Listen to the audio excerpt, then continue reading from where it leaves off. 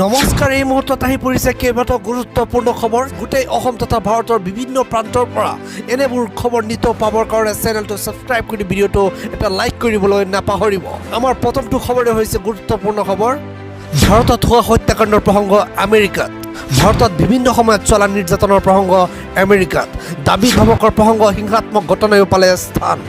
হিন্দু বা মুছলমানৰ বাবে নহয়, সমগ্ৰ দেশবাসীৰ বাবে এটা লজ্জাজনক খবৰ। 2021 ভাৰতত সংখ্যালঘুৰ ওপৰত আক্ৰমণ চলিছে। আক্ৰমণেৰে ইয়াত বুজোৱা হৈছে হত্যা, নিৰ্যাতন আৰু দাবী ধমক। মুছলিম, খ্ৰীষ্টান, আদিবাসী, দলিত এওঁলোকৰ ওপৰত চলিছে আক্ৰমণ। আপোনাৰ হাতত আছে মাত্ৰ 10 দিন। পান কাৰ্ডৰ সৈতে শীঘ্ৰে লিংক কৰক আধাৰ কাৰ্ড, অন্যথা যিকোনো মুহূৰ্তত অচল হৈ পৰিব আপোনাৰ পেন কাৰ্ড। পান কাৰ্ডৰ সৈতে আধাৰ লিংক কৰাৰ অন্তিম তাৰিখ 31 মাৰ্চ। লিংক নকৰিলে জৰিমনা ভৰিব লাগিব আপুনি। পান কাৰ্ডৰ আধাৰৰ সৈতে লিংক নকৰিলে কোনো কামেই কৰিব নোৱাৰিব আপুনি।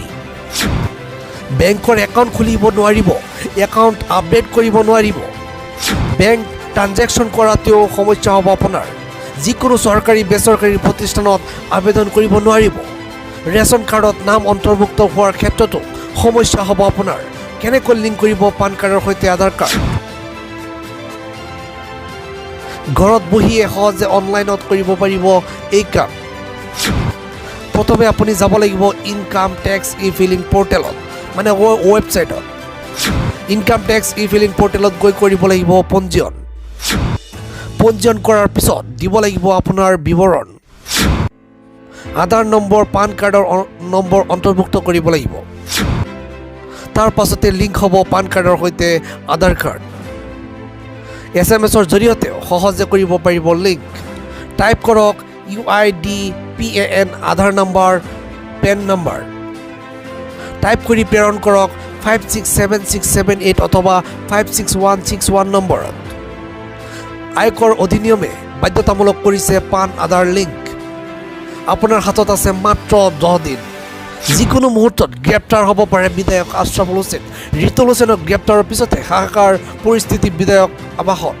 কঠোৰ নিৰাপত্তাৰ সুযোগ লৈ বিধায়ক আৱাসত চলে নেকি বেআইনী কাৰ্য? ভুক্তভোগী যুৱতী কেতিয়া আৰু কিয় গৈছিল বিধায়ক আৱাসলৈ? বিধায়ক আৱাসলৈ যোৱাৰ সময়ত ভুক্তভোগীৰ লগত কি কথা পাতিছিল? ৰিতুল আৰু যুৱতীগৰাকী বিধায়কলৈ কি কথা পাতিছিল?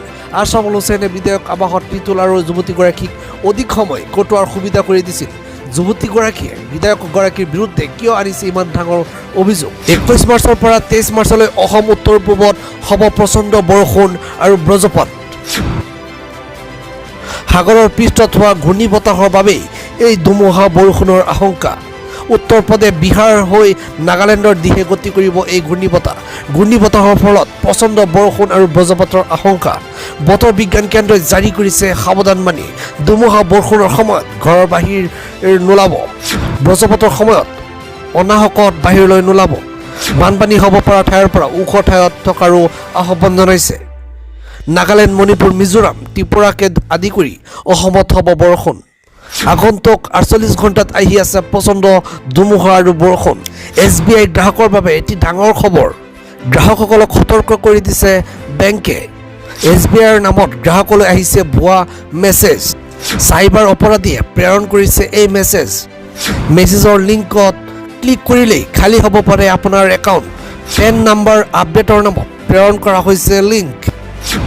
এই মেছেজৰ পৰা সতৰ্ক হ'বলৈ আহ্বান জনাইছে SBI। এই মেছেজৰ পৰা সতৰ্ক হ'বলৈ আহ্বান জনাইছে SBI। অনুগ্ৰহ কৰি মোৰ চেনেলটো ছাবস্ক্ৰাইব কৰি দিয়ক, ভিডিঅ'টো লাইক এণ্ড শ্বেয়াৰ কৰি দিয়ক।